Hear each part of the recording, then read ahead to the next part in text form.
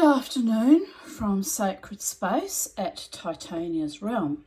It's the 2nd of October 2023, 1:29 p.m. I had a grave misfortune. I made this ring. Well, I thought I'd made this ring yesterday, and it's only about my third attempt at setting stones, so I had all sorts of trouble setting it, and it was even a bit wobbly, and I freaked out about that because that's not good. And then in the process of burnishing it and polishing it, I don't know why, but suddenly the stone sat down perfectly and it's a perfect fit. But do not try this at home, people. I had the ring, the split, this was a split ring, right? Sitting like that, originally soldered together with this piece sitting on top, right? And while I was setting it, I had it held in my ring clamp, and I'm bashing away with a hammer and the bezel pusher to set the bezel, which is sterling silver and a bit hard. For especially for a newbie like me, but I managed it. I managed to set the stone. However, I managed to also bend the ring shank completely out of shape. And it wasn't until I was polishing it after all that, because I just sort of left it a bit bent and thought, well, that might look creative anyway. I was going to leave it like that. Can you believe it? How's that for desperation? And I was, contented to leave it in its sort of bent out of shape position, when I discovered, to my horror, my abject horror, that one of the rings had come away from the soldering because of all the pressure from being bent out of shape when I was setting the stone. So that meant I had to either remove the stone, straighten up and resolder the rings, or pull them off and make the best of a bad situation. So I pulled them off. You can even see the bit of Sharpie pen that I drew on the back of the moonstone. So I drew some black, hoping to bring up more colours of the stone, which worked fine. That wasn't the issue. But when I had to pull the rings off, because I pulled both rings off, because it's useless without both being soldered together as a split ring, I even pulled that bit of silver off the back. So then I freaked out. I thought, well, this another thing I could do is remove the stone. This was way too thin, this back piece anyway. I used an old bowl that I'd cut up, or an old sterling silver plate I'd cut up. I've got two others that are equally thin that are they're just not going to be thick enough for a ring, now I've discovered from this piece. So I'll have to buy some, and I can't really afford it. This is why I'm trying to make the best of a bad situation, people. My level of fucking epic, constant fucking poverty, which is driving me insane, means I'm trying to make things out of, resources that I already have, and not spend money, because sterling silver sheet costs a fair bit. Well, it's out of my reach at the moment. There's so many things I want to make. Like, I want to make a beautiful sterling silver cuff out of sheet, which means I'd need a really long piece of sheet and 3 inches wide. That's expensive. Everything's on the other side of paying, people. So what does the psychedelic dreamer do, the Tanya, is she makes the best out of what she's got, because that's life, man. Make the best out of whatever it is you've got and hope for the best. So what I've done is, in desperation, so as I say, these pieces will need to have, and I have to put all the work into texturing them and everything. They'll have to be either soldered onto thicker sheet or used for what I'm going to use this for. So so I'm getting to the point of the story, people, bear with me. So I I was trying to make sand back a wand out of a piece of eucalyptus branch that I found on the ground on one of my walks. Because I'm a pack rat and a hoarder and a gatherer and a witch and a shaman. And when I see interesting pieces, I think, oh, that could be turned into something. And invariably they don't. They just kind of lie around the house, right? Because I'm a bit naughty like that. But I fell in love with this burr that actually peeled off the piece of eucalyptus. And it kind of looks a bit like a sombrero hat. Like, can you see it? But I also fell in love with the way it forms like the circular wavy pattern. So I decided last night, looking at this, that I would sand this piece back, which I knew was in my laundry, and I'm going to glue, and I hope it works, people, glue this on somehow. I'm thinking, you know, just have it like that somehow. I'll have to bend it to the curve of the piece of wood, and then I'm going to drill a hole in it and put sterling silver, because I just prefer sterling silver to work with for jewellery. My mother worked with costume jewellery for years, and I got left with boxes and boxes of rubbish that had no value and was tarnished and damaged and couldn't be recycled or used. So I'm choosing quite deliberately to work with sterling silver because it can be recycled. You know, like this piece that was an epic fail. You know, well, it wasn't really an epic fail. It was the ring that failed because I stuffed up when I did the setting. I'm going to have to learn how to set split rings properly, or this is going to be an ongoing problem. I'm so annoyed with myself because you know what? I had it on my finger. I'll show you. How can I show you while holding the phone? I had it on my finger. I did have it on the finger when it was in the ring form. And you know what? It did look lovely, even though the backing is far too thin. It was still wearable. I was going to wear it like that. So, a bit upset but disappointed. But that's life. Life is full of upsets and disappointments and unrequited loves and, you know, people that abandon you when you're ill and weak and vulnerable and think you're dying, and they tell you that you're a liar about dying and not to be an attention seeker and tell me I'm an arsehole, not realising that I've been ill now for, you know, quite seriously ill for several years, and I am quite entitled to feel like I'm dying because, like, I mean, how much can one woman take being up all night, peeing like a racehorse with little sleep, and going into my little hypomanic states as I do with my jewellery making, because I'm choosing life. I'm choosing creativity. I'm taking my mind off the fact that I actually firmly believe that I'm dying now. I mean, you should see me. I look awful. Here I am looking awful. Cold sore even I developed. That's nasty. Hasn't healed either. Normally they heal much quicker on me. But, you know, I'm looking awful. But I'm living my best life, people. I'm living my best life. Alone in my little house. The only person that bothers with me now is my beautiful friend Lynn, who, you know, loves me dearly, and, you know, and that's it. Oh, and I see my cleaning lady once a week on a Thursday. They're the only humans that care about me now. And you know what? I get it. Like, no one wants to be around an angry, dying, distressed, lonely, pathetic, unloved woman that society threw aside and told me to just get on with the business of dying back in January, you know. This is why even my psychiatrist got furious and has sought out a urologist to give me at least a prognosis on my bladder and let me know where I'm at. And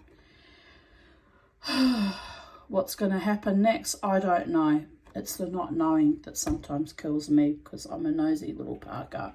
I'm curious and I'm adventurous and I love life. Remember that when I do eventually die. I fought hard, even in this stage of life, being 58, survived the COVID fucking epoch insanity, and now left to this. Anyway, I had a lovely long conversation with my cousin Megan in New Zealand. Today I actually had to go because I was just exhausted and drained. Not because of anything, you know, nothing to do with her personally, just you know, we chat a long time and it's absolutely lovely, but I get very drained and tired now. I have to say, sorry, I've got to go. And it's just how it is. But we had a lovely long chat, and it was actually very lovely to have someone to chat to, you know, someone that understands who I am, what I came from, and hopefully where I'm going to. Because most people, most humans don't understand me, and I get it. I haven't had a normal life. I've had an extraordinarily fraught, traumatic, difficult life. And if it weren't for certain humans nurturing me and keeping me alive and fighting for me, I wouldn't be here at 58 years of age, you know, like, it's already miraculous. Anyway, I keep looking at it and I'm catching the light with this little moonstone, and you know what? I love it. I'm gonna put it together. I'm going to put it together like that and glue it on. What do you think, people? Have I gone mad? Have I gone mad? Has my illness made me a bit mad and psychotic? Sometimes I wonder if I'm just barely hanging by a thread. But anyway, no, I don't think it's mad to make a nice pendant out of that piece of wood and reuse that ring, because I've put all the work into it. It's a shame. It's a shame to, you know, melt the piece down and start from, I could have melted it down and start from scratch, but I'm just annoyed because I put so much work into setting the bezel, which was a nightmare, and now I don't want to give up on it. I don't want it to give up on it, just like I don't want my true friends and remaining family to turn their back and give up on me, but you know, most of them already have, so there is that. So what I want and what is in my control are completely out of the bounds of normal human comprehension. So I'm making my best life out of the bits and pieces I've bought over the last 3 years. These little stones. The man I bought them from put incredible pressure on me to buy more. This was about 2 years ago, people. And I refused to buy more because I knew times were tough and I didn't have the skills back then. I bought them before I'd even learned how to do stone setting because I knew it would inspire me to learn how to set stones and make bezels, right? I bought quite a few little stones. They weren't all that dear. I think all up I paid about $80 or $90. I can't remember now. Anyway, so it's not the point about that. It was just that I didn't want to be pressured to buy things that I knew I wouldn't be using and couldn't really afford. But now that I've learnt to set bezels, even though I completely fucked up the ring, I feel inspired to buy more stones now. But before all the dealers that watch my videos get all excited and start hounding me to buy more stones, I still have, where are they? Oh, I'm so tired, people. I should be in bed asleep. I should be just getting on with the business of dying, quite frankly. But I've been dying for 58 years, 58 and a half years, so I'm not going to go down so easily, people. Even this creativity now, it's like a last blooming of a overly bloated freaking fertile plant that's just ready to drop and rot, right? That's how I feel. I'm ready to just drop and rot. But look, I did buy these lovely stones from that man and they are beautiful. So I have so many left to do. Look, it's a bit overwhelming because I can't even afford all the silver to do them all. I've just been doing this bit by bit as I can afford, right? And just for the shared pleasure and enjoyment of it, just for my own joy. Because I'm not selling anything. I didn't sell anything in the markets last year, and I'm too ill to go back to the markets. I was going to try maybe going at the end of this month, but go back to the plant lovers market and give it another whirl. And oh, there it is. There's the colour there.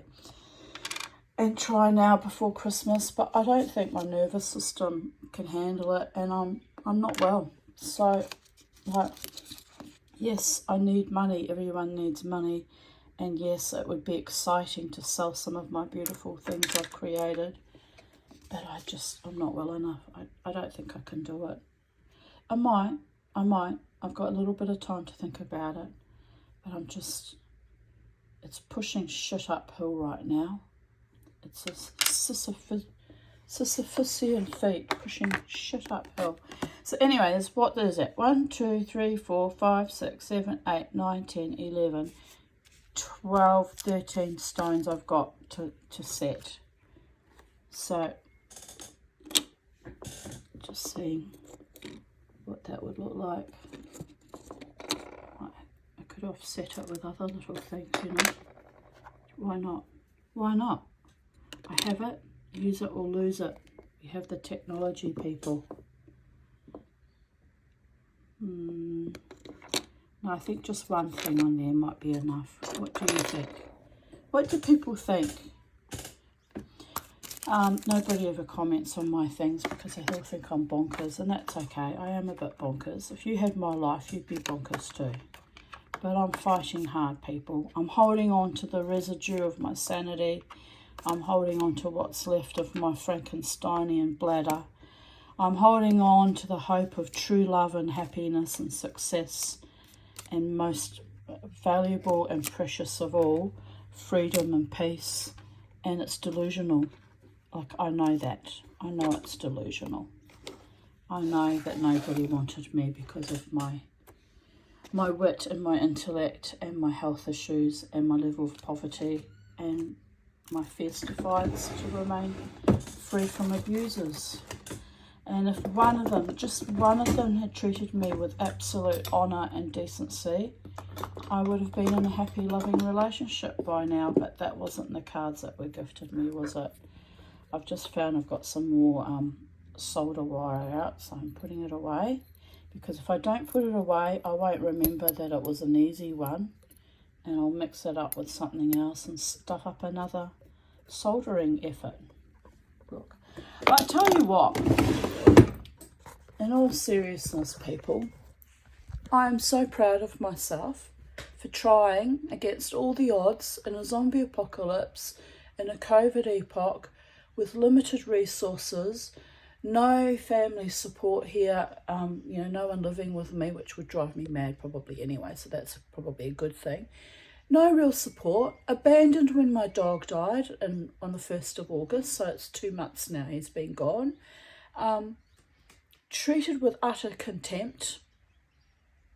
I mean, if I weren't dying, I'd be going to full-blown fucking berserker war right now, because I'm so...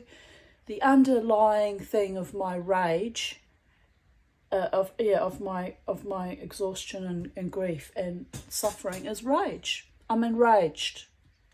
If this is how I get treated when I think I'm dying, what would they do to me if I'm lying catatonic on a fucking hospital bed somewhere? They'd turn off the machine, wouldn't they? They'd be just like, bzz, off you go. You know, mercenary they are. And people I've invested decades in and put a lot of faith and trust in have now got something better to do, you know, throwing old flames up in my face. It's just venal, but it is what it is.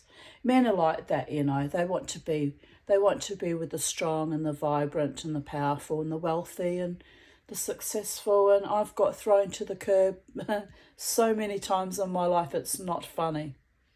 I mean, I have to laugh. You heard the little chuckle rise to the front of my vocal cords. But it's actually not funny, people. It's horrific. Anyway, here we are. It's a king's birthday. I choose life. I choose whatever residue of happiness I can manifest out of the nothing and the void that is my current existence. Making jewellery. So yes, I'm well proud. I'm well proud. And, you know, we come into this planet alone, cold and wet, kicking and screaming. And we leave alone, kicking and screaming. So that's my fate, people, and I just have to accept it. But in the meantime, I will continue to create and dance when I can on the weekends, when I have enough energy. I'm still a bit tired from my mammoth effort on Friday. People don't realise the cost it is to me energetically to go out, be threatened by venal little bitches and bloody queues to go into clubs who are just bored and venal, and fight against even that, holding my ground. They don't realise the emotional, spiritual and physical cost to me, because I'm not well. And no, I'm not going to stay home and lie in bed and slowly rot, because I did that for decades as a young woman while my children were young, because I was so traumatised and ill. And that's cost me my relationship with my adult children, who should be caring and nurturing for me in my old age, because their trauma is they're so angry and bitter about the shitty childhood they perceive I gave them, that they take revenge on me now when I'm old and vulnerable. It's completely fucking evil is what it is. You know, it's disgusting is what it is. Even I, who had more reason than most to kick my mother when she was down because of the way she threw in my face that, you know, when I was 35, that my sister and I deserved the child sexual abuse because we were dirty little girls. Do you know, I nearly drove my car off a bridge that day. I came very close. But I stayed alive for the sake of my children, because I did not want them to be orphaned and left at the mercy of that bitch and my ex-husband, who'd been nothing but vicious to me. And, you know, the familial pedophiles that I knew were already still existing, or that they'd invite into the home because they were monsters. I stayed alive to keep my daughters safe and give them some kind of a home life. And I admit it wasn't great, you know, having to peel men who were strangling me off me. Terry Rosilio, poor Jasmine, having to fight for me when she was only, what, 10 years old, 11 years old. Anyway, all that trauma they endured. So yes, I am a failure as a woman and as a mother for that alone, that the exposure they had to all the harm that I was exposed to. And, you know, I am a failure, but it wasn't my fault. It was the cards that were dealt me. I didn't know when I got involved with that animal that he was an animal. You know, they're always so charming and sweet and loving in the beginning, aren't they?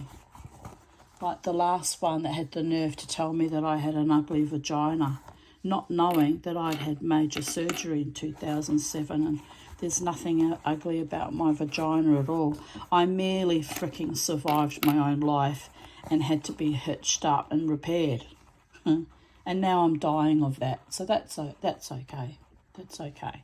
We're all going to die of something. In my case, it'll be my bladder. And I'm not upset about that per se. I'm angry about the way I was maltreated and abused when I was weak and vulnerable in 2007, in 2015 with the suicide attempt, in 2019 with the gallbladder surgery, and now, just after my dog died, when I'm vulnerable again, kicking me when I'm down, when I say, quite rightfully, not even attention seeking, quite rightly saying, I think I might be dying. Like, I could do with a bit of love and tenderness and support and care. You know, like, what the actual fuck is wrong with saying that? You know, no. All I've had in life is a long litany of sadists, psychopaths, narcissists, predators, abusers, and I've fought each and every one of them long and hard. So now I'm going to make this beautiful pendant, and I'll probably wear it somewhere and people will look at me and go, oh, look at that crazy bitch with her weird fashion sense and her weird art and her weird idea. Oh, look at that silly cow. Oh, look at that old bitch going dancing, rejoicing and hamming up to all the rock songs. Who does she think she is? She's an old lady now. Why is she taking up our space? We're young and we deserve to have old people free space. That's what they really think, you know. It's genocide is what it is, the mentality, complete genocide. But don't worry, Mama T will continuously fight the good fight, because there is great beauty in this world, and there is love still available to me, even if the only one left is my friend Lynn and her husband Peter, who fixed my computer, my laptop yesterday. Even if that's all that's left to me, then that's still enough. And if by some weird circumstances Lynn leaves my life too, and I am completely and utterly alone, that too I will survive, because that's how I've lived my life. I had to learn to love myself enough to completely survive almost anything. And yes, it makes me a bit strange and a bit weird and a bit philosophical, but it is what it is. This broke about a month ago when I was at Brooklyn Standard, the first time I went there after many years. So I'm planning on remaking it. Don't know if I'll remake it today, but I was just looking at that while we were videoing, and I thought, oh, must get onto that. So, but yes, I'm going to varnish this piece now, and, you know, as I say, rejoice in what's left of my life, and rejoice in my creativity, and fuck it. I'm due for an advance soon. I might even spend some of it on getting some proper sterling silver sheet, so I can make proper rings that don't bend and fall apart and break when I'm setting them. And I'll have to watch some YouTube videos, learn how to set them properly. And I'm not giving up, people. I'm not giving up on myself, on life, on our planet, and the few beautiful people who are still around me, who still express love and tenderness and genuine care. And the rest can just slough off. Slough the fuck off. That's how I feel right now. Okay. Have a beautiful day from Sacred Space at Titania's Realm, and watch the space, because I'm going to continue to speak my truth, honour my truth, dance my truth.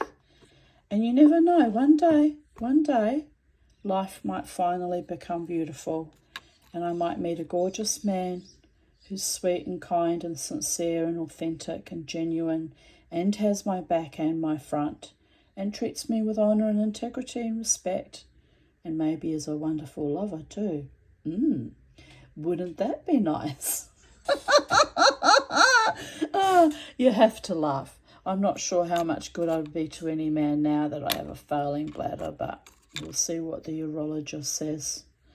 I've put myself on the shelf for 8 years, and this might be my last opportunity in the next few years to live vibrantly and fully before I finally, leave this mortal coil. So I'm determined to heal myself, as I've done many times before, and to fully engage and embrace with life, as I have always done, even in the midst of horror and trauma and zombie apocalypses and, ghastly, malfeasant actions of others. I have arisen, and I have shone graciously, defiantly, determinedly, and beautifully, don't you think? From Sacred Space at Titania's Realm.